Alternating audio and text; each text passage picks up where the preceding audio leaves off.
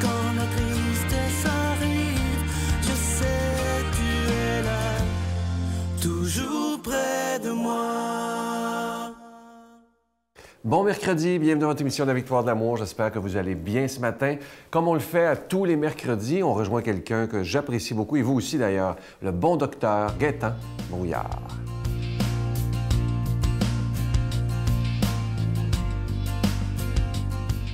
Bon matin tout le monde. La nouvelle année approche dans quelques jours et j'aimerais ce matin que l'on parle du bonheur, le bonheur qu'on peut aller chercher à travers le pardon. Et oui, le temps des fêtes, c'est aussi le temps des réjouissances, le temps des réunions familiales entre amis, entre parents. Et c'est aussi le temps de mettre de l'ordre dans tout ce qui a pu se passer, ou de friction des fois entre certaines personnes dans la famille, etc.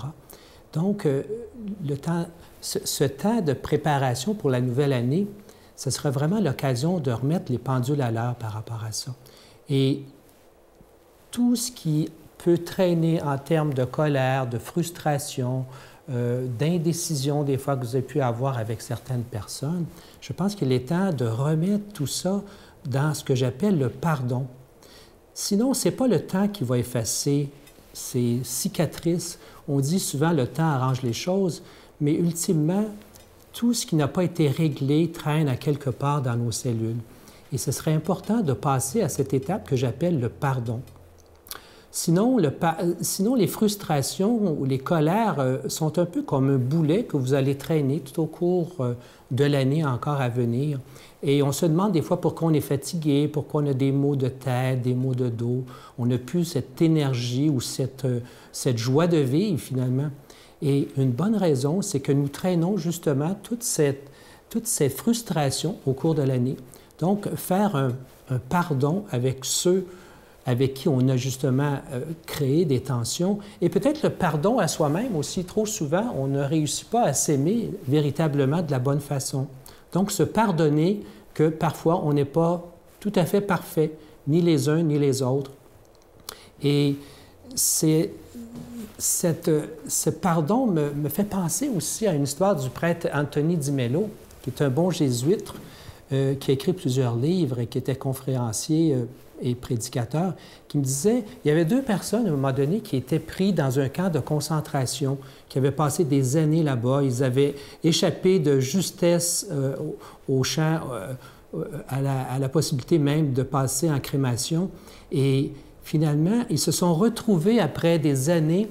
Et les deux, lorsqu'ils se sont retrouvés, il y en a un qui lui a dit à l'autre, « Comme c'est heureux maintenant, j'ai pu avoir une belle famille et j'ai un beau travail. » Et il voyait son copain, en lui prenant la main, il voyait que ses yeux étaient tout tristes encore. Et il ne comprenait pas. Il lui demande, « Comment ça va, toi, dans la vie? » Ah, il dit, « Tu sais, c'est vraiment pas drôle ce que nous avons subi pendant toutes ces années encore. Et ces tortures incroyables. » Et il le regardait, il dit, « Oh, je réalise que finalement, tu n'as pas véritablement quitté le camp des nazis, tu es encore là-bas. » Donc, c'est important le pardon, il faut tourner la page et je vous souhaite une très belle année qui commence. Notre Père qui es aux cieux, que ton nom soit sanctifié, que ton règne vienne, que ta volonté soit faite sur la terre comme au ciel. Donne-nous aujourd'hui notre pain de ce jour. Pardonne-nous nos offenses comme nous pardonnons à ceux qui nous ont offensés. Ne nous laisse pas entrer en tentation, mais délivre-nous du mal, car c'est à toi qu'appartient le règne, la puissance et la gloire pour les siècles des siècles. Amen. La Victoire de l'amour vous invite à sa retraite spirituelle dans le centre du Québec les 19, 20 et 21 mai 2017 sous le thème « Libère-toi enfin de la culpabilité ». Venez vivre des moments de ressourcement inoubliables en compagnie de Sœur Angèle, du Père Yvon Sanson, Pierre Faubert, psychologue, le Dr Gaétan Brouillard, Brigitte Bédard-Sylvain Charon, Miguel Padilla et la présence exceptionnelle de Franck Nicolas, conférencier reconnu mondialement. À l'hôtel et suite Le Dauphin à Drummondville, réservé au 514-523-4433 ou sans frais au 1-888-811-92-91. Venez vivre une expérience de libération inoubliable pour être enfin libre. En cette période de Noël, je suis tellement content de vous reparler de ce cadeau du mois. Il s'agit d'un véritable bijou. Il est vraiment beau. Et je vous dis, ça a été dessiné pour la Victoire de l'amour. Vous le trouverez pas ailleurs. Il est fabriqué au Québec, d'ailleurs. Alors, on est assuré de la qualité. Et vous le voyez à l'écran présentement, je suis tellement content de ce pendentif-là. Et je vous rappelle qu'il est plaqué or, déjà béni. Et c'est avec un don de 25 $. Si vous en voulez deux, ça se donne bien en cadeau. C'est avec un don de 40 $. Et je vous rappelle que vous recevrez aussi un reçu pour fin d'impôt pour le total des dons que vous aurez fait en 2016. Je vous donne l'adresse. La Victoire de l'amour, casier postal 120, succursale Boucherville à Boucherville. Le J4B 5E6, je vous la redonne. La Victoire de l'amour, casier postal 120, succursale Boucherville à Boucherville. Le J4B 5E6. Également par téléphone, par carte de crédit dans le 514-523-4433, 514-523-4433 ou sans frais, le 1-888-811-9291, 1-888-811-9291 et aussi sur notre site Internet. Je vous rappelle d'ailleurs que sur le site Internet, des gens qui se demandent est-ce que c'est sécure, c'est extrêmement sécure de le faire par Internet. Il n'y a aucun danger.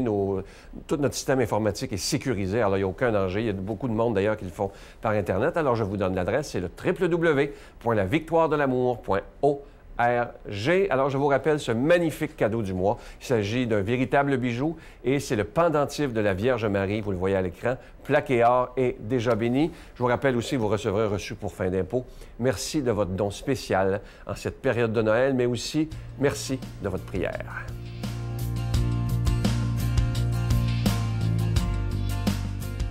Mon Dieu, donnez-moi la sérénité d'accepter les choses que je ne peux changer, le courage de changer les choses que je peux et la sagesse d'en connaître la différence. Amen. Aujourd'hui, la parole de Dieu est proclamée par notre amie Brigitte Bédard.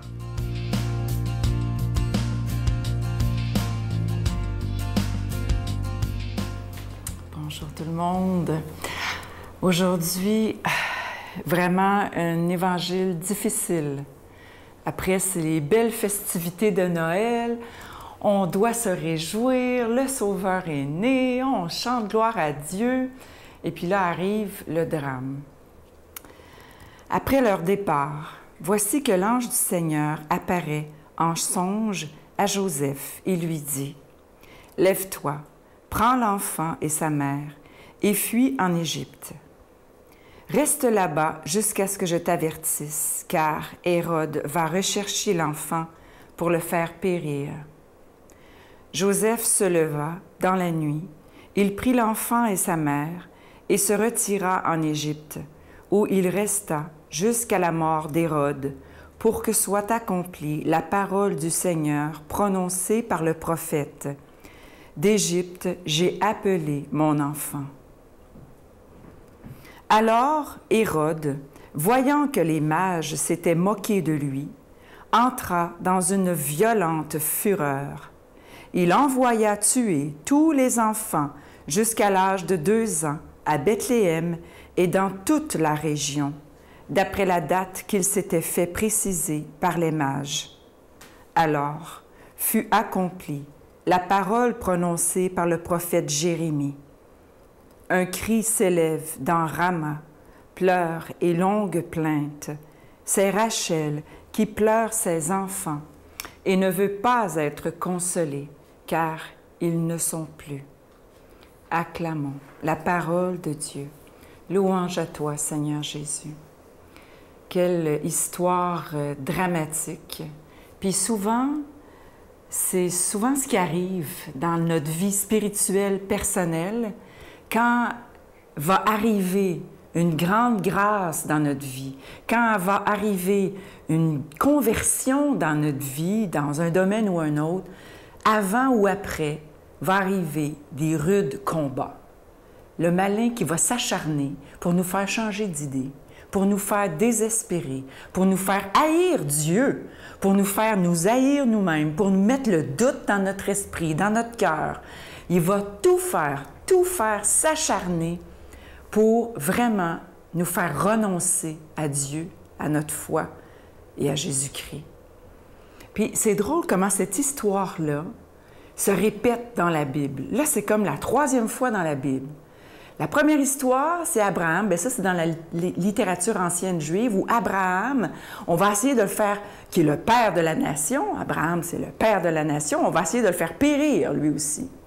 Après ça, Moïse, qui est le père de la loi, lui aussi, on va essayer de le faire périr. On le voit très bien dans la Bible où le peuple égyptien, le pharaon, va exterminer tous les premiers-nés de chaque famille des Hébreux qui sont sur son territoire parce qu'il a peur, ils sont trop nombreux. Donc.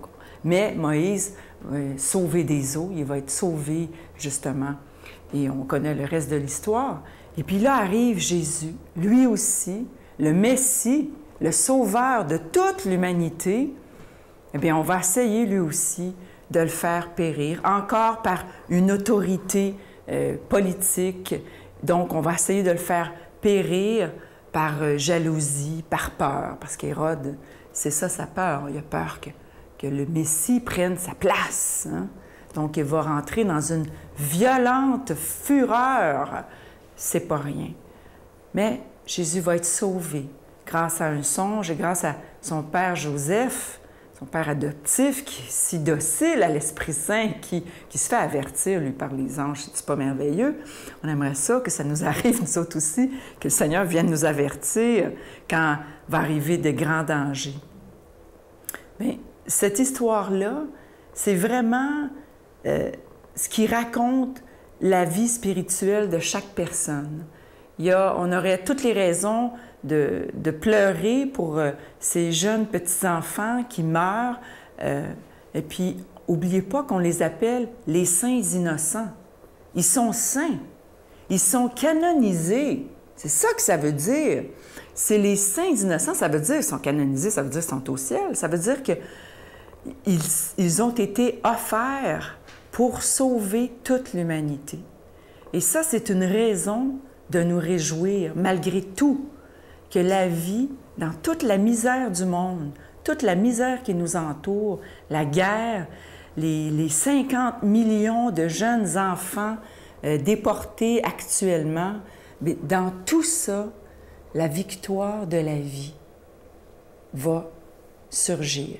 La vie, dans tout ça, va réussir à faire son chemin, va fuir, va se cacher pour arriver à la fin et gagner à la fin. Puis c'est ça qui arrive. C'est ça que le Seigneur Jésus fait, historiquement parlant, puis dans nos vies personnelles, à nous aussi. Dans toutes nos misères, dans toutes nos souffrances personnelles, il vient, puis il va tourner ça, puis il va faire éclater la vie.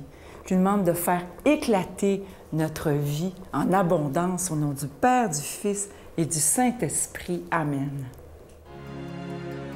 Je vous salue Marie, pleine de grâce. Le Seigneur est avec vous.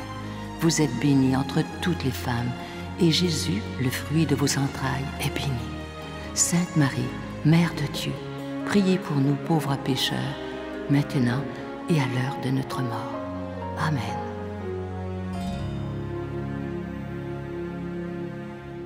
Je vous laisse avec une très, très belle pensée qui dit ceci. Écoutez bien. Dans la vie d'un Indien, les mauvais jours n'existent pas. Même pas aux moments les plus pénibles. Chaque jour est bon. Chaque jour est bon parce que tu es en vie. C'est la sagesse des Indiens. C'est très, très beau.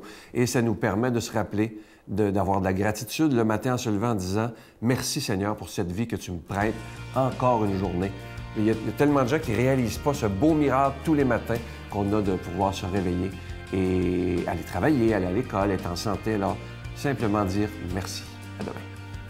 Comment ça se passait avec votre mère? Ça a toujours été feu, les îlots, tout le temps. C'est toujours été moi la grande méchante, l'enfant qui était pas facile à vivre et tout. Mais je connais pas aucune petite fille qui vient au monde méchante puis qui mérite un tel traitement.